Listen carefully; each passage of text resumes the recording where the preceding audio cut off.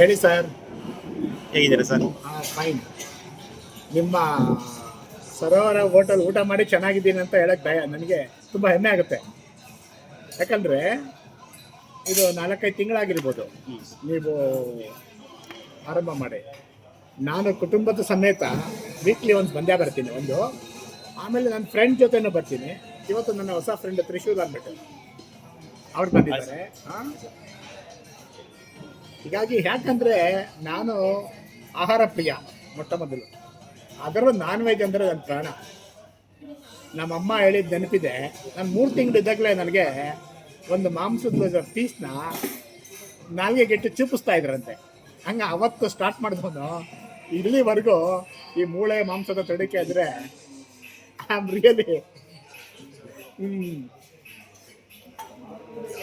ಯಾಕಂದರೆ ಡಾಕ್ಟ್ರು ಹೇಳೋದು ಕಾಯಿಲೆಗಳು ಬರೋದು ನಾವು ತಿನ್ನೋ ಆಹಾರದಿಂದ ಅಂತೆ. ನನಗೆ ಮಾಸ್ಟ್ರು ನಾನು ಹೈಸ್ಕೂಲಲ್ಲಿ ನಾನು ಕಾಲೇಜಿದ್ದಾಗ ಹೇಳ್ತಾ ಇದ್ರು, ಫುಡ್ಡಲ್ಲಿ ಪೌಷ್ಟಿಕಾಂಶ ಇರಬೇಕು. ಪೌಷ್ಟಿಕಾಂಶದಲ್ಲಿ ಮುಖ್ಯವಾಗಿ ನಾನ್ ವೆಜ್ಜಲ್ಲಿ ತುಂಬ ಪ್ರೋಟೀನ್ ಇರುತ್ತೆ. ಪ್ರೋಟೀನು ಎಷ್ಟು ತಿಂದಷ್ಟು ಕೂಡ ಬೇರೆ ಆಹಾರನ ಕಡಿಮೆ ತಿನ್ಬೋದು. ನಿಮ್ಮ ಬಾಡಿಗೆ ಜಾಸ್ತಿ ಪ್ರೋಟೀನ್ ಆಹಾರ ತಿನ್ನಿ. ಅದರಲ್ಲೂ ನಾನ್ ವೆಜ್ಜು, ಮೊಟ್ಟೆ, ಮಾಂಸ.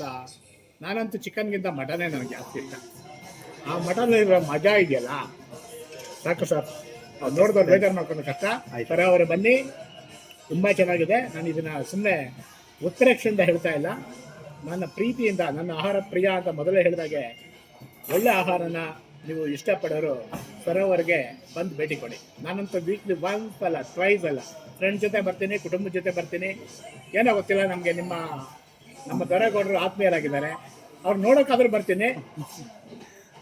Okay, thank you sir. Thank you.